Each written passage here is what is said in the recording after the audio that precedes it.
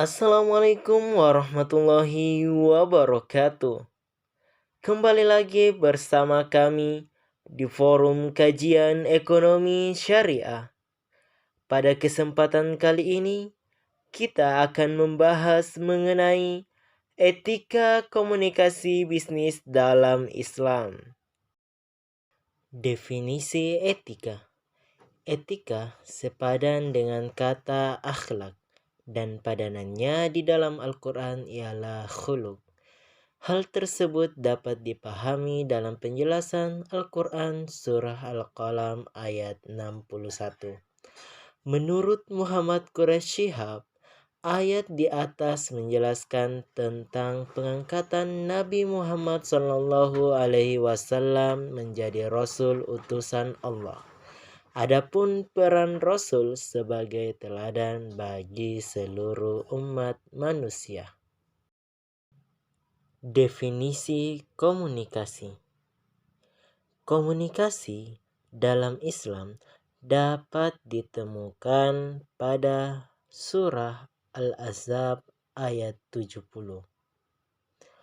Menurut Muhammad Ali Al-Sabuni, ayat tersebut menunjukkan bahwa Allah memberi petunjuk kepada manusia untuk berkomunikasi dengan baik. Ada beberapa fungsi etika dalam komunikasi bisnis. Fungsi etika dalam komunikasi bisnis. Fungsi utama etika komunikasi bisnis adalah untuk memastikan bahwa pesan-pesan bisnis yang dikirimkan dan diterima adalah pesan-pesan bisnis yang bersifat netral dan tidak menyerang berbagai pihak. Tujuan etika komunikasi bisnis. Etika komunikasi bisnis memiliki tujuan utama untuk memenuhi kebutuhan penerima tanggap dan emosional dari penerima pesan bisnis, seperti pelanggan dan karyawan. Ada beberapa prinsip-prinsip etika bisnis. Yang pertama, prinsip kejujuran. Prinsip kejujuran menanamkan sikap apa adanya berdasarkan fakta, situasi, dan kondisi yang sebenarnya. Prinsip yang kedua ialah prinsip otonomi. Prinsip otonomi menunjukkan sikap kemandirian, kebebasan, serta tanggung jawab. Orang yang mandiri berarti orang yang dapat mengambil keputusan lalu melaksanakannya berdasarkan kemampuan sendiri. Prinsip yang ketiga ialah prinsip saling menguntungkan. Prinsip saling menguntungkan menanamkan kesadaran untuk saling memberikan keuntungan satu sama lain. Prinsip yang keempat ialah prinsip keadilan. Prinsip keadilan menanamkan sikap untuk bersikap adil terhadap semua pihak dengan tidak membeda-bedakan dari segala aspek, seperti aspek ekonomi, hukum, maupun yang lainnya. Prinsip yang kelima atau prinsip yang terakhir ialah prinsip integritas moral. Prinsip integritas moral merupakan prinsip yang tidak merugikan orang lain dalam mengambil keputusan dan tindakan bisnis. Prinsip ini dilandasi dengan kesadaran bahwa setiap orang harus dihormati sebagai manusia. Adapun prinsip-prinsip etika bisnis Islam yang harus diterapkan dalam menjalankan kegiatan bisnis, yaitu yang pertama, unity atau tauhid.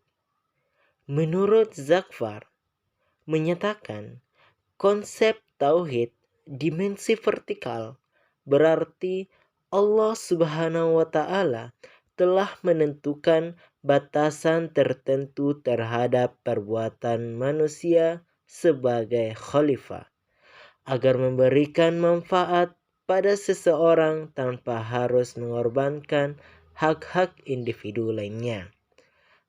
Yang kedua, equilibrium atau keseimbangan. Dengan harkat martabat, jika dari hubungan interaksi mampu mengaktualisasikan sifat-sifat mulia Allah Subhanahu wa taala dalam kehidupannya, konteks ini manusia mampu berbuat adil pada diri sendiri dan memperlakukan pula orang lain secara adil dalam berinteraksi. Yang ketiga, free will atau kehendak bebas. Kebebasan adalah hal yang penting dalam etika bisnis Islam. Tapi jangan sampai kebebasan ini mengganggu dan merugikan kepentingan bersama atau orang lain. Islam memperbolehkan umatnya berinovasi dalam bermuamalah terkhusus dalam aktivitas bisnis. Tetapi Islam melarang umatnya dalam melakukan hal yang diharamkan oleh syariatnya. Yang keempat, responsibility atau tanggung jawab. Dalam Islam, tanggung jawab mempunyai dimensi yang majemuk, yang berarti tanggung jawab kepada Allah Subhanahu wa taala, tanggung jawab terhadap diri sendiri, serta tanggung jawab terhadap lingkungan dan orang yang di sekitarnya. Kemudian, benevolence atau ihsan. Ihsan artinya melakukan perbuatan terpuji yang memberi manfaat bagi orang lain tanpa ada kewajiban yang mengharuskan perbuatan tersebut, atau dengan kata lain beribadah dan berbuat kebaikan seakan-akan melihat Allah. Jika tidak sanggup, maka yakin bahwa Allah melihatnya. Adapun etika komunikasi bisnis yang baik antar sesama manusia, yaitu jujur atau tidak berbohong, bersikap dewasa dan tidak keanak-anakan, lapang dada dalam berkomunikasi, menggunakan panggilan atau sebutan orang-orang baik, menggunakan pesan bahasa yang efektif dan efisien, tidak mudah emosi atau emosional, dan bertingkah laku dengan baik. Demikianlah pembahasan kita mengenai etika komunikasi bisnis dalam Islam. Semoga apa yang kita pelajari dapat dimanfaatkan untuk kedepannya. Sekian dan terima kasih.